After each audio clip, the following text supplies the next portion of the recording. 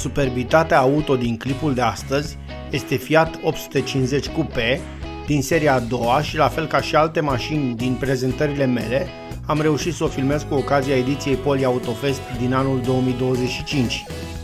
Mașina este desenată de maestrul Dante Giacosa, același om care după ce a terminat facultatea de inginerie mecanică din Torino, avea să intre cu greu în grațiile lui Fiat. Practic, această mașină nu ar fi existat desenată atât de bine dacă senatorul italian Vittorio Valletta nu i-ar fi pus o pilă acestuia să poată să lucreze pentru birourile de proiectare ale companiei Fiat. Totuși, după ce a ajuns să lucreze pentru aceștia și datorită calităților sale, acesta a reușit să primească însărcinări tot mai îndrăznețe, iar în 1965 avea să deseneze pentru ei superba mașină din imagini. Totuși, deși Fiatul 850 Coupé se fabrica din anul menționat, versiunea filmată de noi a fost fabricată între 1968 și 1971, aceasta aparținând seriei 2, care era un fel de facelift al primei versiuni. Modificările seriei 2 erau atât de ordin estetic, cât și mecanic. Estetic, mașina avea să primească încă două faruri mai micuțe, iar la spate, stopul rotund ce provenea de la modelul 850 a fost înlocuit cu două, ce aveau o imagine mai atrăgătoare și mai sportivă. Pe parte mecanică, mașina avea să primească un motor cu o cursă mai lungă cu 4,5 mm, așadar și o cilindrie crescută la 903 cm3. Acest lucru a dus și la creșterea puterii cu 5 cai putere, mașina ajungând la 52 de cai putere obținuți la 6500 rotații pe minut. Materialele folosite la supape au fost îmbunătățite, iar carburatorul Weber folosit a fost recalibrat. De asemenea, motorul a primit și o altă baie care a permis o capacitate mai ridicată de ulei. Tot cu ocazia acestor modificări, mașina avea să primească un alternator ce avea să înlocuiască mai vechile dinamuri ce echipau aceste automobile în acele vremuri. Mașinile au primit de asemenea modificări și la interior, bancheta spate fiind redesenată, iar la bord a fost adăugată și o consolă. De asemenea, odată cu această versiune, turometrul a fost instalat în standard la bordul mașinii, arătând în acest fel caracterul cu înclinații sportive ale modelului. Mașina era practic o versiune mai frumoasă și în stil fastback a cunoscutului Fiat 850, care era de altfel foarte răspândit și la noi în anii socialismului, iar caracteristicile motorului erau similare și nu cu mult superioare acestuia. Motorul era unul subpătrat, având alezajul de 65 de mm și cursa de 86 de mm.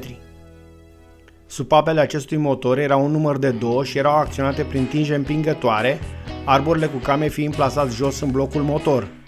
Mașina, la fel ca și Fiatul 850, din care provine, are tracțiune pe puntea din spate și dispune de o cutie de viteză mecanică cu 4 trepte de viteză. Pentru acest motiv, este o mașină cu un comportament vioi și se conduce similar unui Porsche 911 din primele lui generații, adică are tendință ușor supraviratoare. Motorul este unul căruia îi plac turațiile ridicate, motiv pentru care este o mașină care are un zgomot interior ridicat. Tot datorită poziției motorului în partea din spate, uneori poate suferi de supraîncălzire, în special dacă mașina este forțată ceva mai mult. Tot poziția motorului în spate are și un avantaj, lasă astfel locul important sub capota din față, mașina căpătând un portbagaj cu un volum important, ceea ce o aduce într-o zonă mai practică a ei.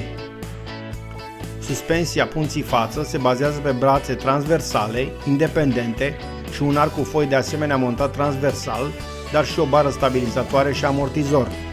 La spate, mașina are de asemenea roți independente ce se bazează pe brațe transversale și arc elicoidal. Sistemul de frânare este modern pentru epoca ei, fiind hidraulic și având discuri alocate punții față și tamburi pentru zona posterioară. Mașina este una ușoară, având doar 725 de kg, însă acest lucru se datorează și dimensiunilor reduse, aceasta având doar 3,6 metri lungime.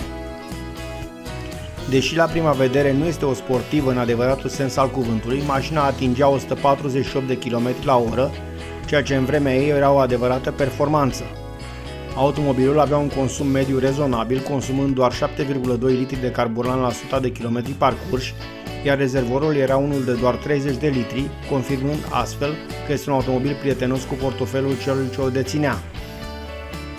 Chiar dacă nu avea performanțele automobilelor de astăzi, totuși calitățile sportive față de mașinile epocii ei aveau să atragă atenția preparatorilor de la Abarth și după ce au mai meștenit și ei puțin la ea, motorul avea să ajungă într-un final să producă 74 de cai putere, iar viteza maximă să atingă 172 de km pe oră.